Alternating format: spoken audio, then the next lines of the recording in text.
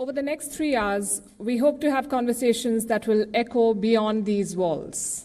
And we hope to have a conversation that will bring or suggest implementable solutions.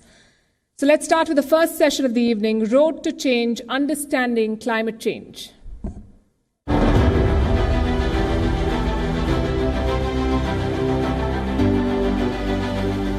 This is our world, and it is changing with climate change. Rains have reduced in Australia.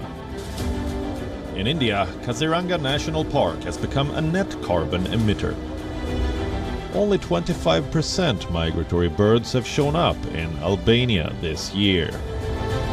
In the UK, plants are flowering earlier than usual.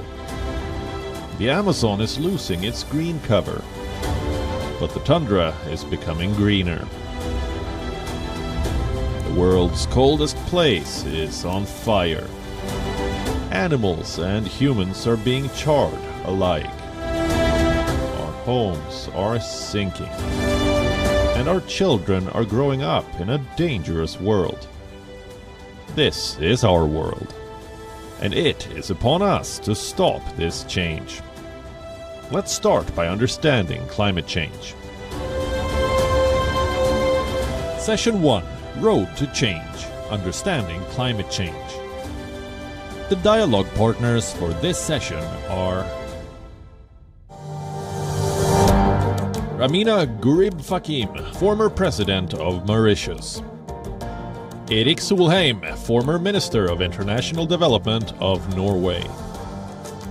Ken O'Flaherty, the United Kingdom's COP26 Ambassador for Asia Pacific and South Asia.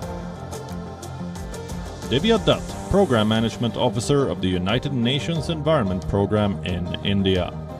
Moderating this session is Palki Sharma Upadhyay, Executive Editor of WION.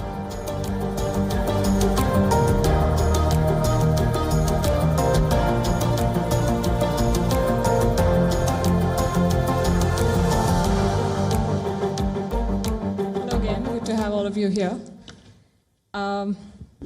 I'll start with you, Amina Gurib-Fakim. You worked tirelessly on climate change. You have pushed for solutions, you've pushed for global solidarity, you've pushed for science-based efforts to arrest climate change.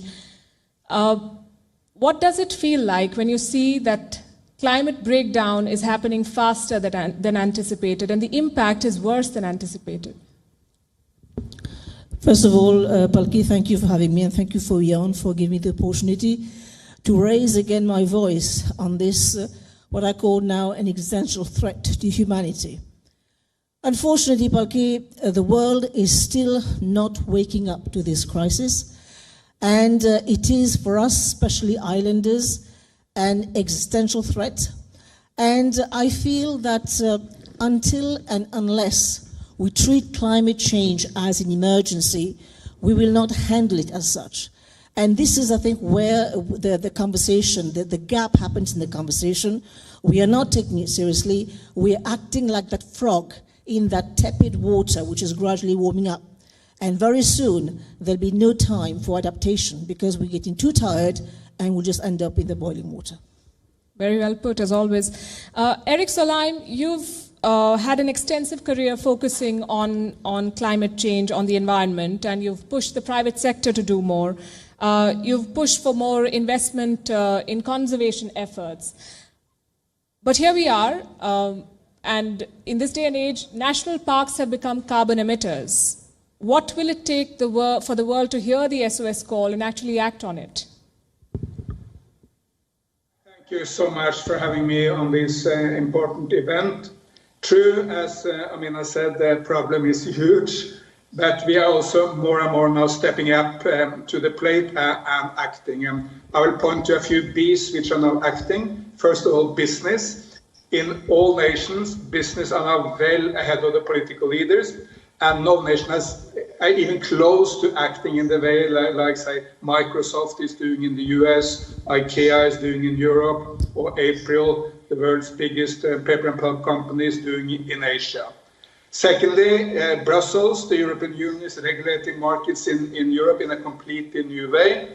Thirdly, Beijing. China is now the lead on every single environment technology, whether it's solar or wind or green hydrogen or electric mobility. China is the lead nation. And fourthly, Bharat or India. Prime Minister Modi has put India on a completely new trajectory, launching the green hydrogen mission for India, going big into solar. Very soon, India will be the second biggest solar nation in the world. So I see a lot of reasons for optimism also, while the problem is big.